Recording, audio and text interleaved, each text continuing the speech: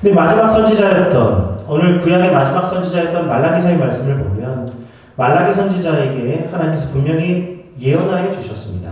누구냐? 주의 길을 예비할 자를 내가 보내주시겠다라고 하는 예언이 말라기서에 나옵니다.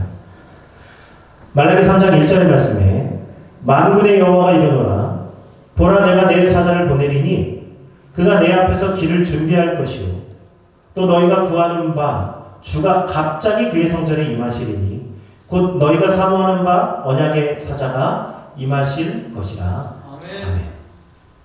그러니까요. 사가랴도 자신의 기도에 갑자기 응답받았을 때에 어찌할 바를 알지 못했던 것처럼 오늘 말라기 3장 1절에도 내가 주를 보낼 때에 갑자기 성전에 임하리니 너희가 사모한 바 언약의 사자가 반드시 임할 것이라고 말씀해 주셨어요.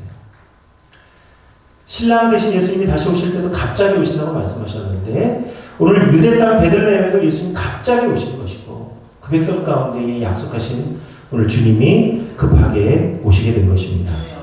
또 말라기 4장 5절에서 6절의 말씀입니다.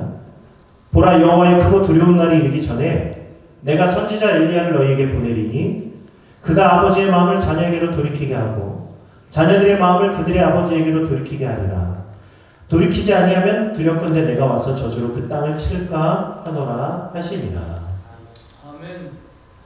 세례요한은 하나님께서 자신의 자녀를 위해서 예비하신 선지자로서 그들의 자녀를 아버지께로 돌이키게 하는, 다시 말하면 주님 오실 길을 예비한 선지자로 보내심을 받은 자였습니다.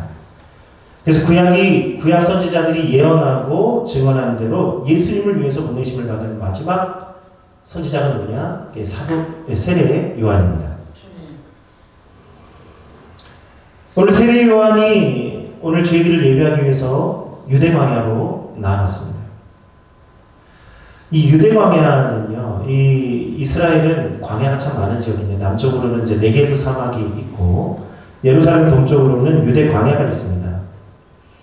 이 유다 광야는요, 오늘 다윗이 숨어 지냈던 엔게디 황무지가 있고 또 로마에 끝까지 항전했던 마사다 요새가 있었고 또 사해사본이 발견된 쿰란 동굴도 오늘 유다 광야에 있었습니다.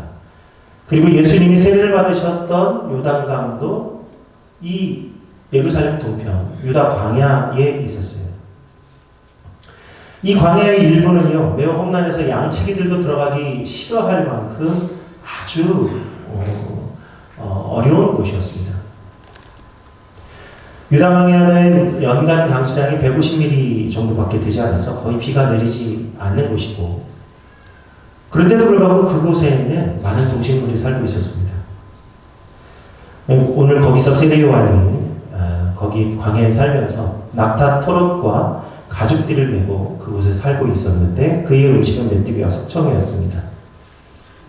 거기에 많은 이제 먹을거리들이 물론 있겠지만 오늘 뭐 생존 프로그램 같은 데 보면 정말 뭐 저런 것도 먹을 수 있나 싶은 정도로 살기 위해서라면 어떤 것이든 먹을 수 있는데 오늘 세례 요한은 메뚜기와 석청만을 의지하고 살았어요. 왜냐하면 율법에 정한 대로 이 광야에서 먹을 수 있는 음식은 메뚜기 그리고 석청입니다. 그리고 그는 그곳에서 낙타토롯과 가죽띠를 메고 살았는데 이는 엘리야를 선징하는 징표였습니다. 엘리야 선지자를 멀리서도 알아볼 수 있었던 특징이 뭐냐? 낙타토롯과 가죽옷이에요. 그래서 그 옷을 입고 나타나는 자는 엘리야 선지자구나 누구도 알 수 있을 만큼 그게 엘리야 상징이었는데 오늘 세례 요한은 엘리야로 보내심을 받은 그 말씀대로 낙타토롯과 가죽띠를 메고 광야에서 살았던 것이죠. 세례 요한이 광야에서 산 이유는 한 가지입니다. 이 광야라고 하는 것은 날마다 하나님의 말씀을 바라보게 하는 곳이기 때문입니다. 광야의 삶을 제일 먼저 살았던 사람이 누구냐? 먼저는 이스라엘 백성입니다. 신명기 8장 2절에서 3절에 그래서 광야의 이스라엘 백성을 이끄신 하나님의 뜻이 무엇인지를 말씀하고 있어요. 내 하나님 여호와께서 이 40년 동안에 내게 광야길을 걷게 하신 것을 기억하라. 이는 너를 낮추시며 너를 시험하사 내 마음이 어떠한지 그 명령을 지키는지 지키지 않는지 알려 하심이라. 너를 낮추시며 너를 줄이게 하시며 또 너도 알지 못하며 내 조상들도 알지 못하던 만나를 내게 먹이신 것은 사람이 떡으로만 사는 것이 아니요 여호와 입에서 나오는 모든 말씀으로 사는 줄을 내가 알게 하려 하십니다. 아멘. 이 광야에 하나님이 이스라엘 백성을 인도하신 이유가 뭐라고요? 내가 알지 못하던 하나님의 말씀으로 살게 하려 하십니다. 아멘. 지금까지는 애굽에서 음식물 의지하며 살았지만 이제는 하나님의 말씀을 의지해서 사는 백성 되도록 오늘 이스라엘 백성을 광야로 내모신 것입니다. 이와 마찬가지로 말라기서의 말씀에 예언에 오늘 선지자 엘리야를 보내주시겠다. 주의 길을 예비하는 선지자 엘리야를 보내주시겠다고 약속하시면서 한 가지 더 약속해 주신 말씀이 11조에 대한 말씀이에요. 우리 오늘 많은 성도들이 10의 1조를 내게 주신 은혜에 감사해서 그 10분의 1을 띄는 것으로 생각하시는데 이게 후순위가 아닙니다. 11조는 후순위가 아니고 선순위예요.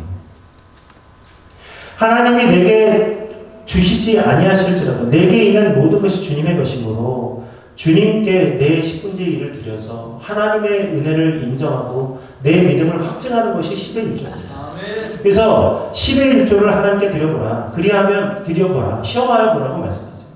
그리하여 하나님이 내게 복을 쏟아붓는지 붓지 아니한지 주 하나님을 시험하라. 유일하게 하나님을 시험받지 않는다고 말씀하셨지만 10의 1조의 만큼은 주 너의 하나님을 시험해보라고 말씀합니다. 그게 무슨 말이죠? 주신 것에 떼는 게 아니라 주실 것을 사모하면서 먼저 떼는 것이에요. 그래서 내게 있는 것 중에 10분의 1을 떼어서 하나님께 드리는 것이 10의 1조. 약속이 있는 말씀이라는 거예요. 그래서 10의 1조는 내가 소득이 있으면 떼고, 물론 소득의 10분의 1을 떼는 게 맞지만, 내게 있는 것을 하나님께 드리지 못하고 내게 넘칠 때 드리는 게 아니라 내가 넘치거나 부족하거나 어느 때나 상관없이 하나님의 것을 기억하고 주께 드리는 것이 10의 1조입니다. 아멘. 그와 같은 것이 바로 광야의 삶이라는 거예요. 광야의 삶이란 다른 것이 아니라 오늘 내 현실 속에 어렵고 힘든 가운데서도 주님의 말씀을 의지하고 주께서 내게 약속하신 그 말씀대로 믿고 따르는 것이 광야의 삶이라는 것이에요. 그러므로 광야는 하나님의 입에서 나오는 모든 말씀을 믿고 순종하는 삶을 살게 하는 것입니다. 세례요한도 그래서 광야로 나갔어요. 마태복음 3장 3절의 말씀입니다. 오늘 마태는 이사야서의 말씀을 가지고 오늘 세례요한을 소개하고 있어요. 마태복음 3장 3절 그는 선지자 이사야를 통하여 말씀하신 자라 이르시되 광야에 외치는 자의 소리가 있어 이르되 너희는 주의 길을 준비하라 그가 오실 길을 곧게 하라 하였느니라. 아멘. 오늘 복음을 전하려면 사람들이 많이 모이는 곳에 가서 복음을 전해야 되겠지만 세례요한은 아무도 없는 광야 가운데 가서 외치는 소리가 되었습니다. 광야에서 주의 길을 준비하고 주의 오실 길을 곧게 하라 하신 대로 순종하는 마음으로 광야에 머물면서 주의 복음을 예비했어요. 아멘. 세례요한이 광야에서 주의 길을 예비한 일이 무엇입니까? 세례요한이 한 일은 죄를 깨닫고 회개하는 세례를 베푼 것이에요. 그때에 많은 사람들이 이 광야에 외치는 소리를 듣고 세례요한에게 나와서 세례를 받습니다. 주님 말씀하시는 대로 행하면 반드시 말씀하신 대로 역사가 일어나는데 광야에서 복음을 선포했더니 그때 많은 사람들이 그들의 살던 곳을 나와 세례요한에게로 와서 세례를 받습니다. 마태복음 3장 5절에서 10절의 말씀입니다. 이때 예루살렘과 온 유대와 요단강 사방에서 다 그에게 나와 자기들의 죄를 자복하고 요단강에서 그에게 세례를 받더니 요한이 많은 바리새인과 사두개인들이 세례 베푸는 대로 오는 것을 보고 이르되 독사의 자식들아 누가 너희를 가르쳐 윤박한 진노를 피하라 하더냐. 그러므로 회개에 합당한 열매를 맺고 속으로 아브라함이 우리 조상이라고 생각하지 말라. 내가 너희에게 이르노니 하나님이 능히 이 돌들로도 아브라함의 자손이 되게 하시리라. 아멘. 이미 도끼가 나무 뿌리에 놓였으니 좋은 열매를 맺지 아니하는 나무마다 찍혀 불에 던져지리라. 아멘. 오늘 죄인과 악인의 결정적인 차이는 어디에 있느냐? 악인도 죄를 짓죠. 죄인도 죄를 짓습니다. 그런데 죄인은 악인이라 하지 않고 죄인이라 하고, 죄인 가운데에서 악인이라고 칭하는 자가 있으니 결정적 차이가 있는 거예요. 뭐냐면 회개하느냐 회개하지 않느냐. 죄인들은 자기 죄를 깨달으면 회개하지만 악인들은 죄를 깨달아도 도무지 회개하지 않습니다. 바리새인과 사두개인도 도무지 회개하지 않는 자들이었어요. 그들이 회개하지 않는 이유는 간단합니다. 스스로 아브라함의 자손이라고 생각하고 나는 죄인과 다르다. 나는 저들보다 하나님 앞에서 더 많은 의와 하나님을 섬기는 열심이 있으므로 나는 하나님 앞에서 의롭다 생각하는 바로 그 의로움이 회개의 걸림돌이 되었습니다. 그래서 사도 바울이 뭐라고 말합니까? 모든 사람이 죄를 범하였으면 하나님의 영광에 이르지 못하였다고 말하는 거예요. 그러나 악인들은 아무리 죄를 말씀해도 죄를 깨닫지 못하는 것입니다. 오늘 요한에게 세례를 받으러 온 바리새인과 사두개인처럼 자신의 죄를 도무지 못 깨닫는 사람들이 의외로 많은 것이죠. 죄를 깨닫지 못하면 오늘 회개의 필요성을 느끼지 못하고 회개치 아니하면 절대로 예수 그리스도를 만날 수가 없는 거예요. 영접할 수가 없는 거예요. 우리가 모태신앙이라 할지라도 자신의 죄를 깨닫지 못하면 예수 그리스도를 인격적으로 만날 수가 없습니다. 자신의 죄를 깨닫고 진정으로 자신의 죄인임을 인정할 때에 살아계신 예수 그리스도를 만나게 되는 거예요. 왜냐하면 죄의 그 무서움을 깨닫는 자가 그리스도의 긍휼하심을 구하기 때문이죠. 그래서 죄를 깨닫는 자마다 예수님을 만나게 되는 것이죠. 바로 그 예수 그리스도를 만나는 길을 세례요한이 예비한 것입니다. 오늘 세례요한은 죄인들에게 죄를 회개하는 세례를 베품으로써 예수님을 만날 길을 열어주었습니다. 그러나 오늘 요한은 죄를 회개하는 물세례를 베풀었다면 오늘 예수님의 세례는 죄사함을 받는 회개뿐만 아니라 회개의 열매를 맺는 성령의 세례까지 베풀어 주시는 오늘 우리 주님 되신 줄로 믿습니다.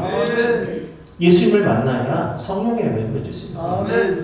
죄를 깨닫고 회개하는 것은요, 우리 어떤 교회도 뭐 그런 교회가 있습니다. 매주일마다 죄를 고백하고 회개하는 시간을 갖는 교회가 있는데 거기서 한 걸음 더 나가야 되는 거예요. 죄를 회개할 것뿐만 아니라 죄를 이기고 성령의 열매를 맺는 자리까지 나가야 될 줄로 믿습니다. 그게 살아계신 예수 그리스도께서 역사하시는 교회예요. 오늘 예수님께 우리의 죄를 자복하고 회개하면 그는 미쁘셔서 우리를 깨끗하게 해주실 뿐만 아니라 반드시 성령의 열매를 맺게 해주실 줄로 믿습니다.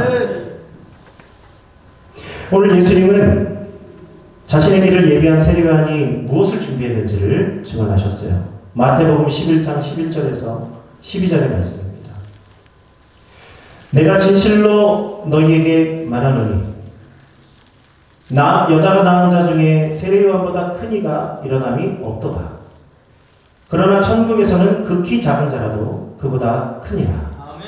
세례요한의 때부터 지금까지 천국은 침노를 당하나니 침노하는 자는 빼앗느니라. 아멘. 여기 이 진실로라는 말이, 이게 히브리어가 가지고 있는 이 진실로라는 말이 아멘이에요. 참으로 그러합니다 라는 뜻이 있다고 말씀드렸죠. 오늘 세례요한은 주님의 길을 예비했기 때문에 여자가 낳은 자 중에 세례요한보다 더 큰 자가 없다고 예수님 칭찬하여 주셨어요. 그래서 세례요한이 오늘 보내심을 받은 이유가 무엇입니까? 요한복음 1장에 말씀하신 대로 빛이 어둠 가운데 비추었을 때 어둠이 깨닫지 못하더라 할 때에 주께서 한 사자를 보내어 주의 길을 주님을 깨닫게 하기 위해서 세례요한을 보내셨다고 말씀하셨어요. 그러나 오늘 예수님 뭐라고 말씀하십니까? 이제 세례요한을 끝으로 천국은 날마다 침노를 당한다고 말씀하십니다. 이제 세례요한 이후로부터 천국은 날마다 침노를 당하게 되는데 천국에서는 아무리 작은 자라도 세례요한보다 큰 자라는 일컬음을 받는다고 말씀하셨어요. 그 이유가 무엇입니까?